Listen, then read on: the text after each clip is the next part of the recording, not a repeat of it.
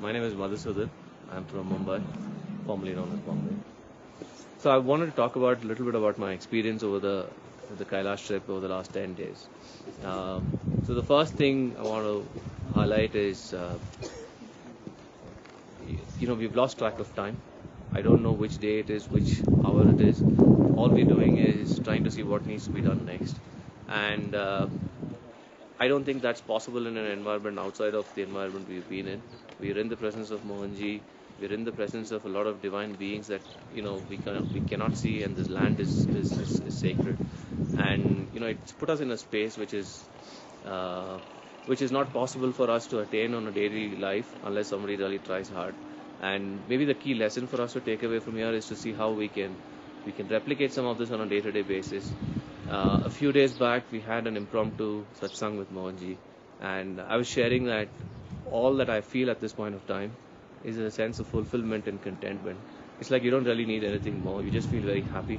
You just feel very fulfilled with whatever is going on, even though you don't quite know what is going on. And maintaining that on a daily basis is something that would be great to achieve, and that's one lesson that I'm going to try and take away from here.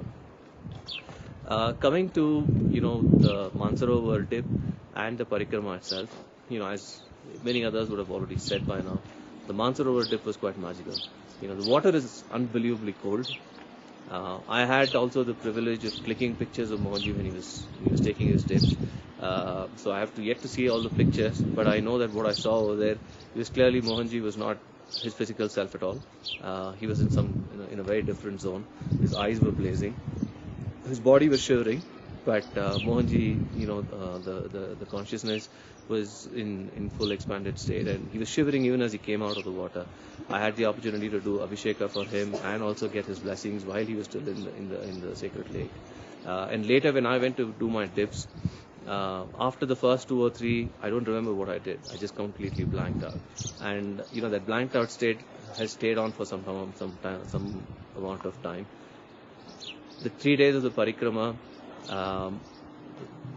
all I remember is that I was chanting all through, and there were several times when I had no clue what was going on. I was just in a space where I was chanting, and there weren't too many thoughts. I couldn't feel any senses. I was just blindly chanting, and that kind of took me through.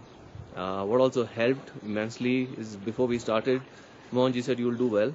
I'll be walking with you," and I think he walked. I was just kind of carried along. For a brief period on day 2, I was struggling immensely, and whenever I struggled, help would come in.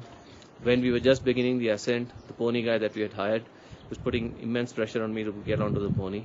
I had a brief struggle between the faith that I could do it myself by walking, and the ego that said that you shouldn't actually get on a pony, you're stronger than that. But I didn't want the ego to kind of win, so I succumbed to the pressure of the pony guy, and actually got on the pony for 15 minutes, and I was listening to the Shiva Kavacham while we did that. And once that bogey was killed, I could then do the rest of it, seeing that it's not really the ego now. I just need to go by what really matters to me, and I just went through the entire day. And there were other stretches when it was very difficult to climb on the way to Dolmala Pass on day 2. And one guy magically appeared. He appeared twice. I have his picture also. Twice he came to just pull me up literally for about 10 minutes each time. And that helped me get to the pass in less than 3.5 hours. And the rest of the climb down, I didn't go down to Gaurikund. I didn't feel the strong urge to go down. I didn't want to put the extra pressure on myself just to prove some kind of a point. So I felt that it would be nice if I could get the water. And that happened as soon as I got down the hill. One of the other people in our group had actually gone down, and he gave me the water. So in a way, it was a blessing. Even though I didn't actually go down to Gaurikund, and I just prayed from the top of the Dolmala Pass.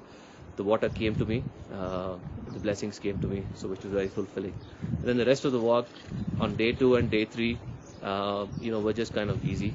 It was just a little boring towards the end of day 2 because the flat track was kind of unending. But the thing I took away was I was chanting, and I lost track of time, and eventually the end point kind of appeared. So I think the key thing for me from the parikrama really was the amount of time I could spend chanting and not think about anything else. We go back to civilization and our daily lives tomorrow, and think it would be good if we can retain some of this this feeling of being in the moment, and not really cluttering your mind with too many thoughts of what happened yesterday or what happened day before or what's going to come tomorrow. If you could just be in the flow and kind of take it forward, that would be an amazing blessing to take away from Kailash. What has shifted inside me, what has changed, I have no clue. Maybe time will tell.